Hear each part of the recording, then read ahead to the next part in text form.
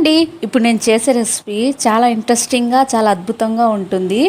అదేనండి, గ్రీన్ మిర్చి రెడ్ మిర్చి అన్నమాట. దీని పేరు ఇదే అన్నమాట. నాకు తెలిసినంత వరకు ఆ పేరుతోనే కొట్లలో ప్యాకెట్లు సీల్ చేసి అమ్మేవారు. అసలు దూరం నుంచి చూస్తుంటేనే ఎంత కలర్ఫుల్గా ఉండేదంటే అవి మనిషికి ఆకర్షించేలాగా ఉండేవి అనమాట. అసలు తీసుకుని ఎప్పుడెప్పుడు తిందామా అని అనుకునేంత ఆకర్షణీయంగా ఉండేవి అవి.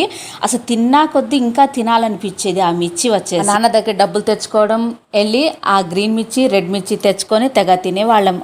అప్పుడు తిన్నది మళ్ళీ ఇప్పుడు గుర్తుకొచ్చింది. మనం ఆగుతామా? చేసుకోము. ఎలా చేశాననుకున్నారు? ఇలాగ చేశాను. భలే ఉంటుంది తెలుసా? ట్రై చేయండి. మీరైతే దీన్ని ఏం పేరుతో పిలుస్తారో నాకు కామెంట్ అనేది చేయండి. రెసిపీ స్టార్ట్ చేసేద్దాం. ఒక గిన్నెలో 1 కప్పు మైదా, కొంచెం చిటికేడు సాల్ట్, కొన్ని వాటర్, కొంచెం 1 టేబుల్ స్పూన్ ఆయిల్ అనేది వేసేసి చపాతీ పిండి